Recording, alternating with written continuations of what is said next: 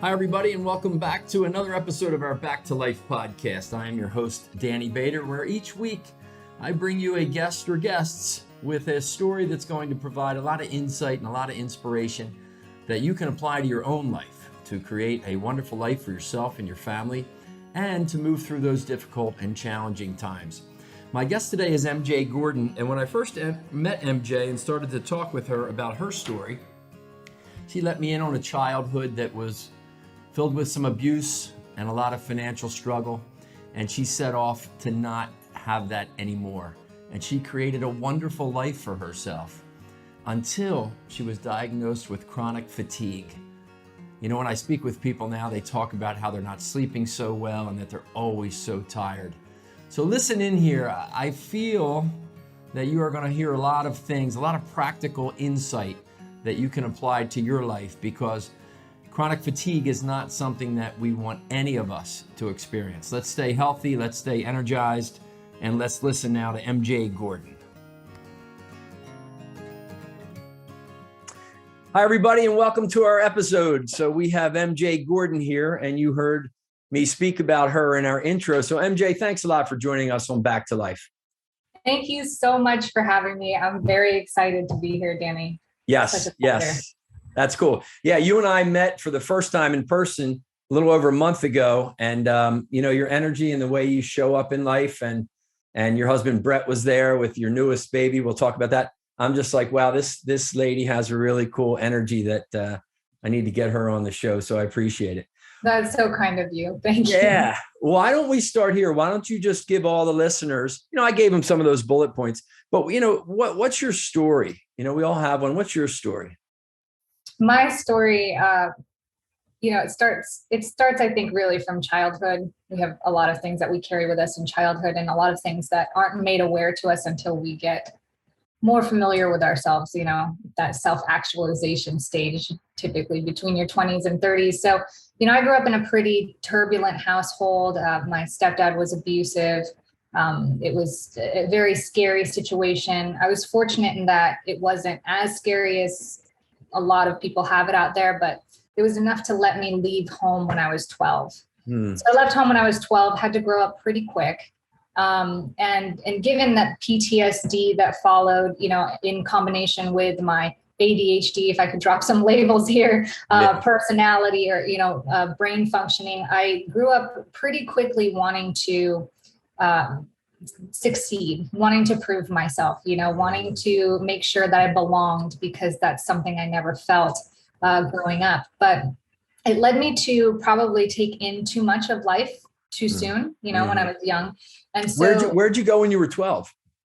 I had a family friend. I was very fortunate that there was a family friend who took me in. I was only going to stay there for a week, and their oldest son had just left for college, and they offered me a rent, you know, in that room. So that's cool. I was very fortunate. Yes. And to this day, I still speak with that woman, and she's an angel. So you never know whose life you're going to change, you know, by small acts of kindness. So amen. But yeah, growing up into my adulthood, I ended up burning out really quick before burnout, hustle, grind, all that stuff, you know. Right. And so it took about 8 to 10 years before I was formally diagnosed with adrenal fatigue, which a lot of people say, you know, pseudoscience or in the mind, or, you know, regardless of where it starts or ends. Basically, when you looked at my hormone levels, I wasn't creating cortisol, right, which is very important for stress response and having energy and all that. So,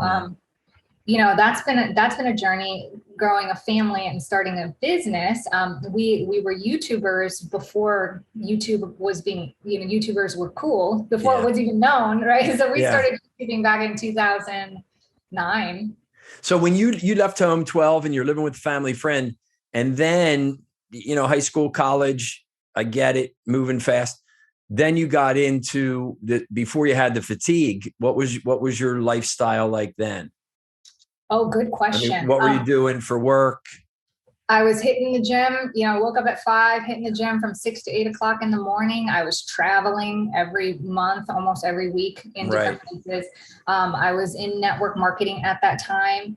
And I got out of it because I wanted to pursue finance, but I was living this really upscale lifestyle in Orange County, one of their luxury living resort style, complexes.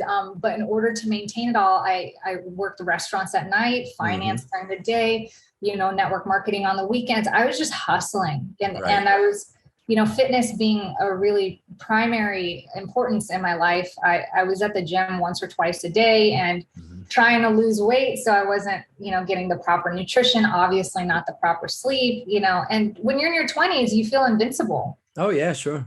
You just can go pull all-nighters without thinking twice.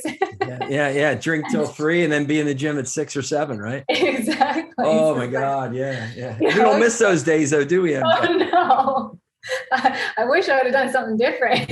Well, life is a journey, right? With all of its learnings. Oh yes, always. So then what happened when you, so you're just rocking and rolling out there, you're partying, you're burning the candle at both ends, so to speak. And then you get diagnosed with this adrenal, tell me the term again. Adrenal fatigue. Fatigue. Yeah. So you're like cooked. Well, so it was something that I struggled with for a while, Yeah. And I thought, I really thought it was like a mental issue. That sounds crazy, but, given my childhood, I was like, okay, I'm dealing with PTSD because, so, all of these things overlap. ADHD is like kind of an sensory overwhelm.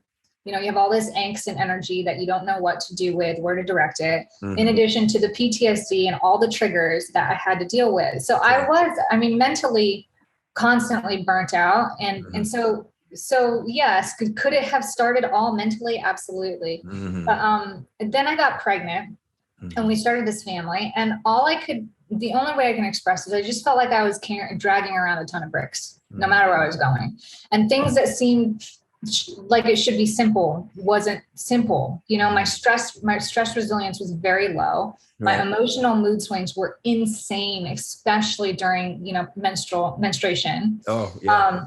Yeah. And so, I was just, for a while, I was like, I don't know why life seems so hard for me. So what did I do? I pushed harder. I went to the gym. I hit it harder. I set higher goals. I expected more out of myself. I went on a vegan diet, all these things that I thought were good for me, which essentially they are, but, balance is important, and the intention behind that balance too. So, right. So so now you're, as you said, continue to hit it hard. You're married. First child comes along. What's her name? Her name's Love. Love, dig it. Cause you have 2 beautiful daughters and then that newest little son that I met in Nashville. So then what was like the turning point for you to get out of this? Because while some people may experience a similar challenge as you had, a similar struggle, they may not, and they still have some other type of struggle. So I think you and I have talked, there's basic principles that we need to kind of be aware of and practice in our life all the time, right? To kind of monitor, almost like that radar, beep, beep, beep, we're looking to see what's going on, and then have the awareness when we see something that goes, wait a minute, that's not right. What was that like for you when you were like, oh shit, this ain't working? My husband said, I don't know what we're doing because I'm thinking about getting a divorce. Ooh, that was a slap in the face, because I was like, what are you talking about? I had no idea that he was completely dissatisfied. Wow. I was running a business. Well, so it was a turning point for him too, because we were growing our business and I was putting everything back into the business. We lived this upscale lifestyle on the beach in Hawaii. It was very expensive. I was working from morning to evening. He said, we don't see you. You hardly come down for meals. You seem happy without us, working the business. And then when the business went into debt, so I overextended, tried to scale without knowing what I was doing. Yeah. We fell into a good amount of debt, which, is common, but it's quite shocking for anybody. Oh yeah. No, you were on the website, you were like 80 grand in debt, right? Yeah, it was a lot. Oh yeah. No, I'm kind of with you. We've been there, right? We're growing our business and we're $2 grand for a website. And then we joined some membership thing. And next thing you know, you look at your credit cards, you're like, oh my gosh. And we're anti-debt folks too. So what's that? We're anti-debt folks. Like we like the Dave Ramsey kind of, oh yeah, sure. Debt is dumb, kind of thing. Yeah. So it was, I know some people, feel a lot more comfortable with more risk than that. But for us being, kind of a mom and pop shop, That was huge. Mm-hmm. And your business that you were working so hard in was, what would you say you were doing then? What was your job? It's the same thing we're still doing now. So the business did not go under, but we do a digital content creation for brands, products, and services, mainly fitness, lifestyle, commercial photography, and spokesperson video. So. Right. Got it. Okay, cool. Yeah, got it. So then Brett says he might be ready to check out, and you're like, what are you talking about? And then where to go from there? What was kind of happening? Then we uprooted everything. I had to say, okay, first of all, I had to take my inventory and be like, okay, what's the problem? The problem isn't just you're working too hard. Like, I'm not happy. There's something deeper than that. Right. Right. I think a lot of times we're always trying to address like the symptoms of the problem, which is the symptom is I don't seem to have enough time and energy for family. But then I had to ask myself why. And so it's the first time I ever really considered not just getting tested by like my primary care doctor, but seeking out different specialists and being like, okay, tell me exactly what's going on with my body. Because it was so funny. It was like Tony Robbins, I was listening to him and he was talking about mechanics versus mindset. And he was actually preaching, you can get 80% of the mechanics right. But if your mindset's not there, then you can't reach his levels of success. And so it was kind of like reverse. But in my mind, I was like, okay, I've been working on mindset this whole time, but what if my mechanics are off? And that's when I started, and I got 3 different doctors telling me the same thing. And all of them said, you should be laid up. Like you should be bedridden because you are like level 4 severely. I was actually level 3, but I was right on the border of what was level 4 and what needed medical intervention to actually recover. Wow. So I said, we got to uproot our life because I need more support, not just economically, but family wise, the traveling and business out in the middle of the Pacific Ocean, especially with products and services, it's hard to do. Sure. And then, so we moved here to Florida where economically it just made more financial sense. I had more access to more specialist doctors and family. And so we totally moved, we uprooted our life. Yeah. I think what was key there, and I'd encourage the audience to make sure that they listen to this, is, you had that vulnerability. Brett's raising the flag to say, hey, something's not right in my life, our life. And I think what you did is ask that question that many of us should ask, or at least have in our awareness of, how might I be contributing to this? Right. Versus blaming everybody else. So many times we're caught in our own struggle, our own shit. And we just look around, and especially when we're working hard, like you, we're going, wait a minute, I'm working my butt off. All's good here. Yeah. Versus to say, how might I be contributing to this? So I think that's a really good question that you got out of that. That's cool. And then you go down there and you start to make a little bit of a comeback, right? You had a setback, and setbacks are often fertile ground for a comeback. So what did the comeback look like? Went look like a lot of easy work. That sounds funny. With my clients, because I help a lot of people too with their adrenal fatigue and help improve their high performance. It seems easier said than done to say, hey, you just need to relax more. Like you need to take care of yourself. You need to do things that are actually supporting a healthy system so you can keep doing what it is that you want to do. So it's interesting that, it sounds easy from the outside, but to prioritize sleep. So one of the ways that I paint this picture is the first 6 to 8 weeks that I started prioritizing my sleep, I was sleeping 14 plus hours a day. Wow. I'm like, who has time for that? Right. So it's like, but it's one of those things where it's like, if you don't do this, then you're going to be stuck here forever. Yeah. So important, right? Yeah, you got to make a choice right now. So, I mean, for me, high stakes were on the line. It was my family being together and the happiness of the person that I really care about, So I had to remove a lot of things out of my life that I was maybe interested in or desired that, at the moment was important to me, but not as important to me. Right? So what were some of those? It's cool because on your, web pages, I'm sure many people go check out. Minimalist, right, is a label, I guess, that you put on, not in a negative way. So yeah, that sounds cool. Like, what were some of those things that you said I got to take out of my life because it's too full? Well, I mean, So again, layers, right? So the first layer is like, well, I really like exercising. I really like being social. I like having a full calendar and, things to do to entertain myself with.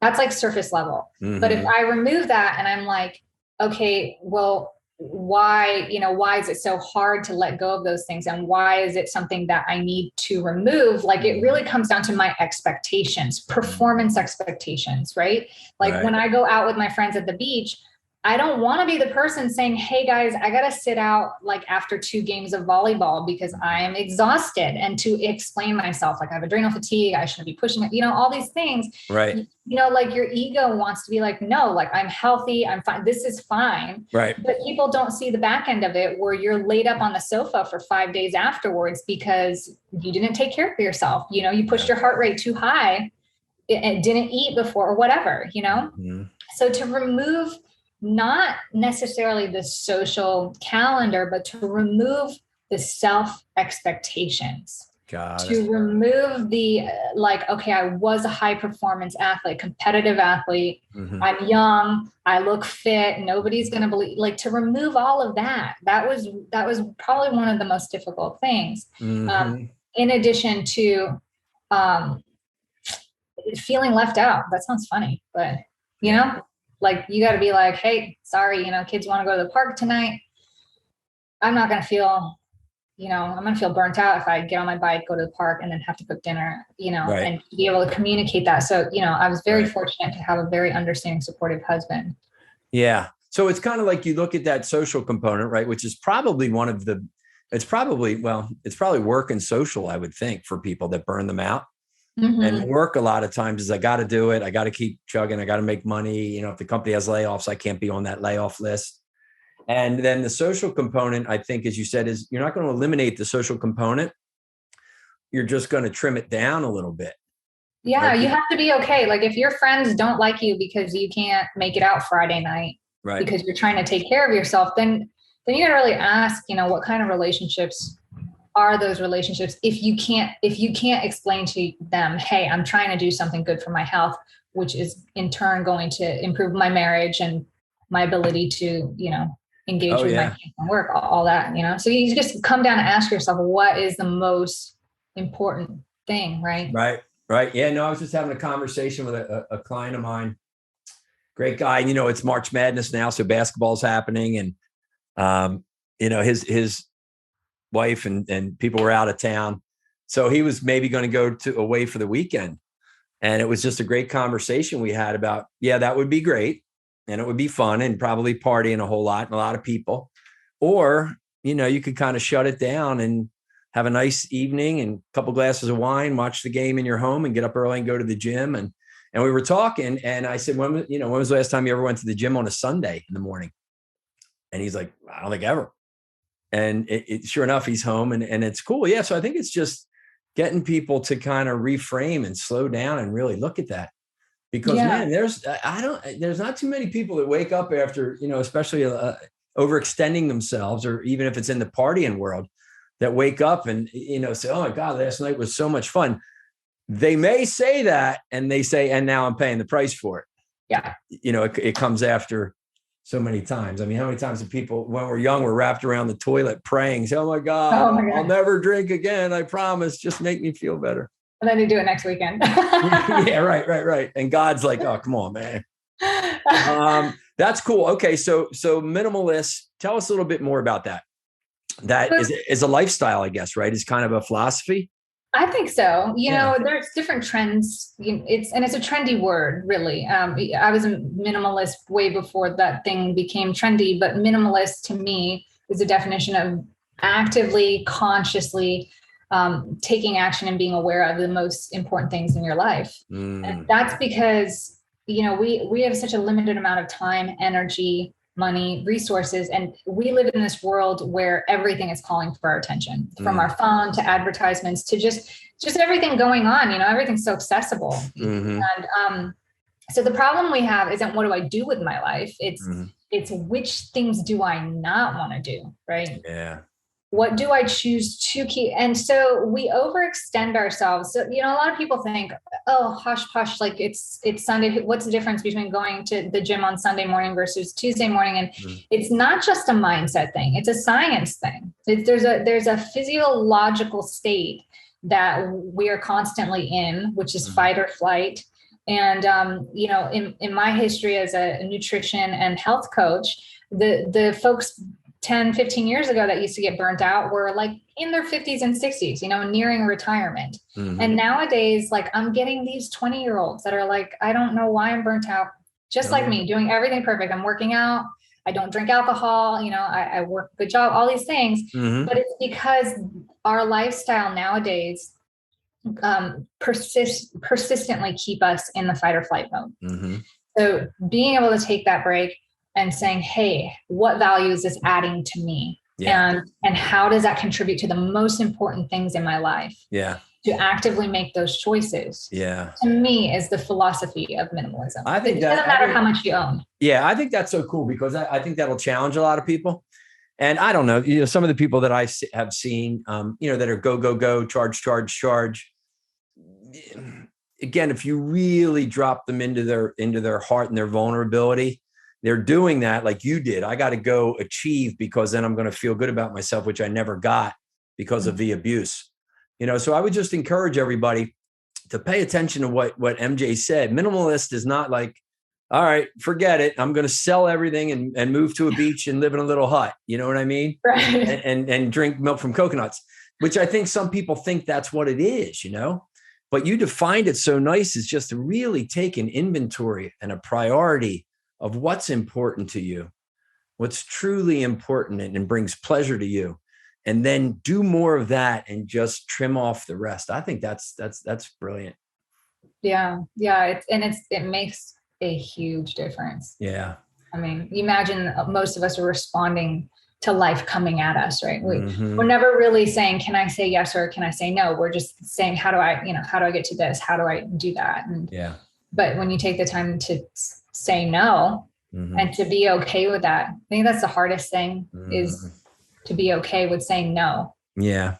I think it's saying, and I'm going to ask you a follow-up question to that in a minute. Saying no, because then you wonder what people think about. So I'm going to ask you how you might want to handle that. But I just had a thought here, like you can talk about this. My brother-in-law is a brilliant man, a great guy. And I remember a couple of years ago when our daughter, who's a runner at University of Penn, like you, very much into fitness and everything else. And, had some struggles earlier, coming out of high school, top runner, but, especially young women, young runners, maybe not getting as much as they need. Right. And then iron gets low and all those kinds of things. Yeah.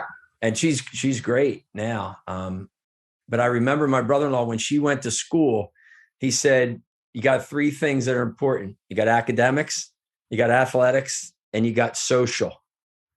You can only choose two. And I think what he was, you know what I mean? Yeah. I think what he was saying to her, and he was a surgeon for 30 years and a football player in college, is that, and even he would say, you're going to have social. It just can't be kind of, you got the big two, and then so you got the big one, right? And then there's probably a little more focus, and then there's a less focus on the three. And I think it probably changes in their life, right? Yes. We got to kind of look and say, okay, here's a couple of things that are all options for me. Of those, what's really important, when your kids are little and all, you got to be around. Now, when, two of my kids are out of the state and then Lizzie's at college, you want to be around, connected to them, but you don't have to be home with them all the time. You know what I mean? Doing homework. So it kind of changes. So here's the thing. People say, oh my God, MJ, I hear you. There's so much that I should say no to. And I'm afraid of what other people think. Coach me, MJ. I mean, ultimately it's your life experience, right? Nobody's walking in your shoes. Nobody wakes up, in your head, experiencing life as you do. So what's it worth to you? It's like when we put too much value on buying the fancy car, because we're like, we all know that phrase, like we're too busy impressing people we don't know or we don't care about, or whatever that phrase is. Why would we spend our lives on that? I mean, at the end of the day, ultimately, I think we all want to be fulfilled. We all want to feel happy. We all want to do our best. I really think most of us feel that. but we have so many of these layers that don't need to exist. Mm-hmm. And they hold us back when happiness, fulfillment, and being our best self is available right now. Yeah. As long as we can cut through the noise. Yeah. I think that's so key. Like that whole, the way you frame it as layers, right? Here we are at our core. And even that way, when you think about your friends and social, you have those layers. You have that layer right here that loves you unconditionally.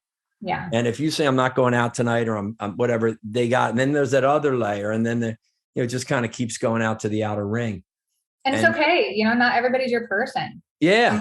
You got to be okay with that. I had to be okay with that. Yeah. I wanted everybody to like me and be my friend, and it's exhausting. Oh gosh, it is, isn't it? Yeah. That's a full-time job right there. Yeah, I think it's key to kind of look at those layers and just trim them back. You said on your and I'd encourage everybody to go deeper, but we're not wrapping up yet. But you have a wonderful 10-minute video on your website that shows your husband and your kids and all. And it's just a great story, very, very much about what we talked about it even more. But in there you say energy is everything. Mm. Energy is everything. And I see energy getting a lot more attention now. Certainly with this whole, in the late 90s when mindset came out. Dr. Carol Dweck out at Stanford said, all right, you have an attitude, you have a mindset here. And what we're finding is you can change that. Your attitude about your life and your layers of life. What's your take on energy? How does it show up? How can somebody be aware that they go, oh man, I need more? And then how can they generate more energy? Oh my gosh. Because there is so many layers of energy, right? Mm-hmm. So, maybe people think energy, physical energy, or energy, emotional energy. Mm-hmm. I think all of it is important. So, you could have, in my experience, I had a great lifestyle, best mindset, and I didn't have physical energy. Mm-hmm. It was very difficult to feel happy. When your body's unhappy, it will tell you, mm-hmm. And it tells you through chemicals and through the way you feel. So it's difficult to feel happy when you don't have enough physical energy. So that's, you got to prioritize your health. Mm-hmm. But emotional energy is key too. Emotional intelligence can be learned. Mm-hmm. They say that you're born with your IQ, but EQ, anybody can improve no matter where you start. Mm-hmm. And when you have emotional intelligence, you're able to increase your resilience to stress. You're able to bounce back from challenging or even derailing situations. Mm-hmm. You're just more stable in your heart and mind. Mm-hmm. And then you have your spiritual energy, your core. Before we jump, let me cut you off. Before we jump there, sure. EQ, emotional intelligence. I love that for somebody, Daniel Goleman, all these people that worked on it.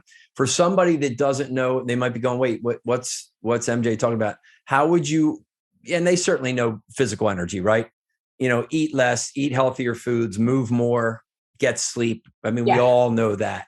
But what about the emotional intelligence? Try to explain that. What do you mean by that when you say that? I know, but I want to make sure the audience knows. Yeah. I think basically the way that emotional intelligence is defined is your ability to be self-aware, mm-hmm. to manage your emotions, mm-hmm. and to respond to stress. Mm-hmm. So number one, self-aware, watch the emotions when they slide into a negative state, which they're going to do, right? Yes. It's okay. People go, how do I ever stay out of, I had a young kid this morning, a sophomore lacrosse player. I spoke to a high school team and he just said to me, how do I keep those negative thoughts from showing up? And I kind of said, you don't, welcome to life. You're a human being. And we're always looking for things that can go wrong because we're wired to survive. Right. So you're going to have them. The key is how can I be aware, catch them? And then what's my strategy to kind of flip into more useful thoughts, right? I had a therapist tell me a really helpful way to perceive it. Cool. She says your software, the way that you're programmed to think or perceive, it's kind of fixed. Mm-hmm. But you can always reprogram an overriding software. Mm-hmm. So if you are prone to think negatively, mm-hmm. you can say, oh, I thought that negative thought, but how do I want to think about it now? Or how do I want to change it and make it different? And over time, that overwritten software will become stronger, faster, what feels automatic. Yeah, no, that's perfect. I love it. So it's the emotional intelligence is the awareness of my emotions, right? And my feelings about the world. And then the ability to catch that and regulate it into manage the stress of the negative, right? And flip it over more to the positive.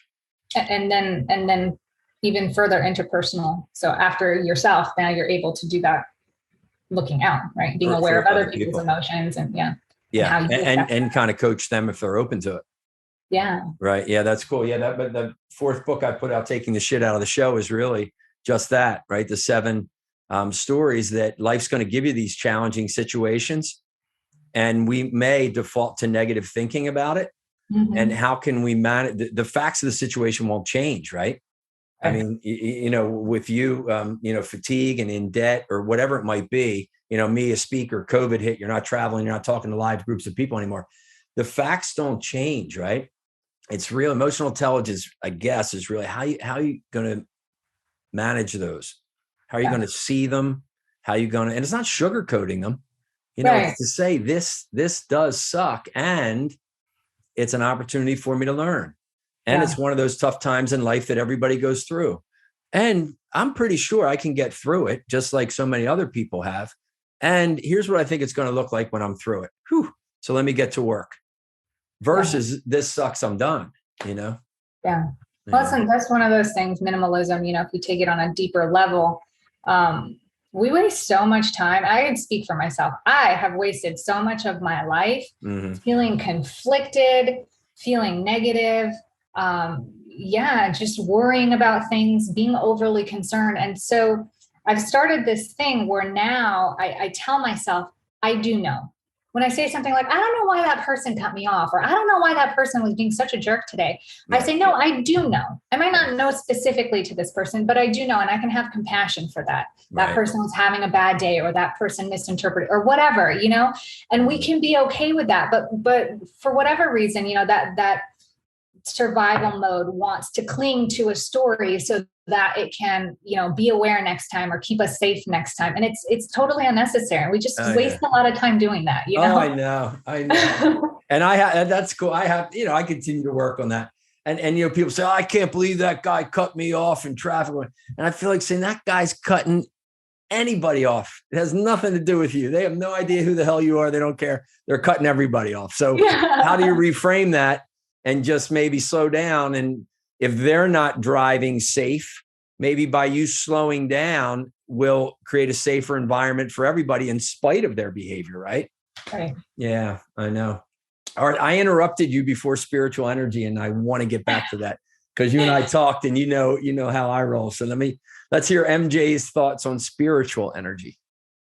Oh, that one is, that is like your core, that's your, I think that's home base. And I think I can speak for myself, being in the childhood that I grew up in and feeling very displaced all the time. It's very difficult to know where home base is. And what I've learned is, energetically, if you don't have a home base, you'll always be lost and you'll always be seeking, and nothing will ever really be fulfilling.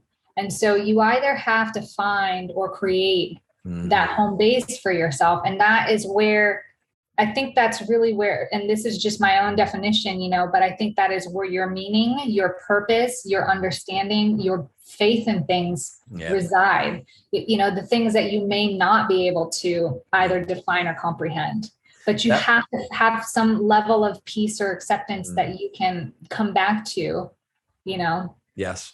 To have that.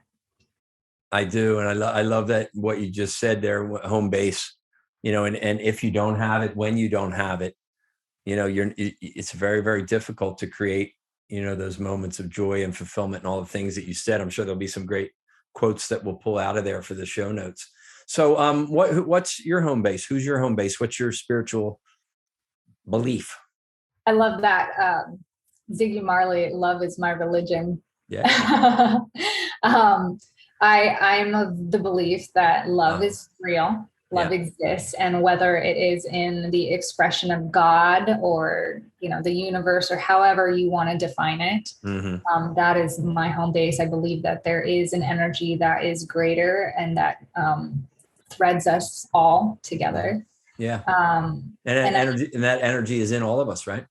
Absolutely. And I believe Energy we is serve God. that greater Yeah. purpose and energy. Yeah. Yeah. God. It's hard to see it otherwise, from my perspective. Yeah, I'm with you there, brother or sister. We are kindred spirits for sure. How do you tap into that? What are some of the practices where you tap into that energy of love, God, source? Gratitude, first and foremost. Gratitude. Yeah. Gratitude is huge. I mean, if we talk about the neurology on a scientific level, but I mean, just try it, wake up and try to list everything you're grateful for like 10 minutes, just dump it out. That's what I do every morning. Yeah. And it could be something as simple as like that it's sunny today, or something more specific that, this specific situation happened today, but I try to just dump it for 10 minutes. I know. And it's not just about getting it on the paper, but it's about really feeling it, and you get off of that kind of gratitude session on this high, like, wow, it's very humbling to me, because I feel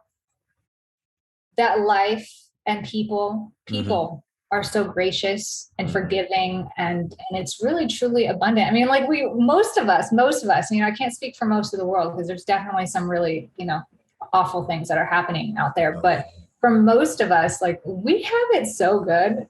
Like, we have it more than fair in so many ways. I'm from a third world country, so I see those kids starving in the streets, and I know what a blessing it is to have a roof over my head, to learn and speak English, and have opportunity, and have people I can say, I love, and that love me back. I mean, those are life's treasures that are irreplaceable, and you can't put a number on, the cost of those things. So no, I don't think you can. And that reminds me of a quote here, also from your website. It says, "Nothing is worth compromising living your best life." And I think that's what you're talking about, right? It absolutely is. I know that a lot of people can say, well, my best life is having 5 Lamborghinis and a private jet. I really think, again, if you get past that surface layer and ask why, like what it is beyond that you're looking for, right? And you can address that, whether it's happiness, fulfillment, peace, or being proud of yourself, those sort of things. You can address those things, most of us. And I think we all know this. Most of us find that the surface level materialistic stuff don't necessarily equate to happiness, fulfillment, self-confidence, peace. Like, they just don't. Yeah. I think a lot. I kind of agree with that.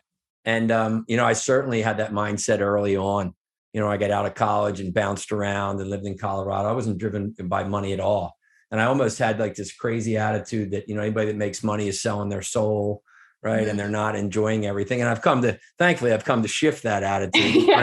Understand that, it's okay to have money and nice cars and houses and absolutely jets and whatever. I think it's just the process by which you get those. Right. Yeah. So how are you when you go get those, and what do they really mean to you? Do they define you as the person that has all the big houses and the jets? Or are they going to say first, holy shit, MJ is a beautiful person. MJ and Brett they're a wonderful couple. Oh, and they have a lot of success, right? So it's always interesting as to how somebody. What's that internal experience, right? Like if you need those things, that's really unsustainable. That's a very difficult thing, because materialism comes and goes. Yeah. And even when we leave this earth, like the materialistic wealth ultimately means nothing. Right. It's just cool for this experience. Yeah. I always love the one that says there's no trailer hitch on a hearse, right? Right. I mean, one of the biggest things that hit me was, I had a good friend of mine pass away. He's very successful, and many people in our industry probably know him, but he passed away recently. And the first thought I had was, wow, death does not discriminate. Oh, no, it doesn't. It does not. And so you have to really, cling to the most important. I mean, to really see through and identify and cling to what is truly important. Yeah. And like you said, it's okay if you have a jet or if you have Lamborghinis. There's nothing against that. But there's a very big difference between I need those things to feel happy and fulfilled versus I am happy and fulfilled and I get to enjoy those things. Yeah, right on. Right. And help other people enjoy them, right? Yeah. Create experiences for my family and have nice trips where we can go away as a family. Yeah, that's absolutely. All cool. That's all cool. What else should, before we kind of go into wrap up mode, MJ, and I know we talked forever. Yeah. And it's cool. We'll stay connected for sure. I know that. What else would you, what else should I have asked you, or what else is important for folks to know?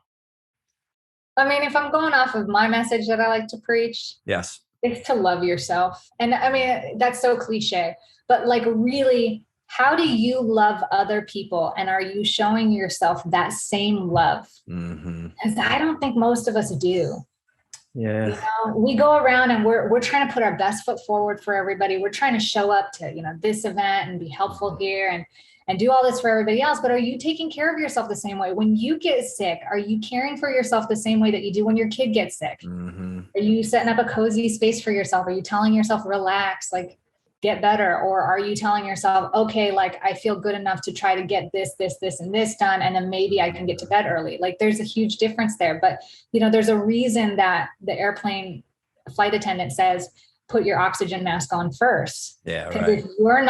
if you're not healthy and sane and safe, like there's no way you can help other people. And so many of us burn out not taking care of ourselves, because all those other things are important too. Yeah.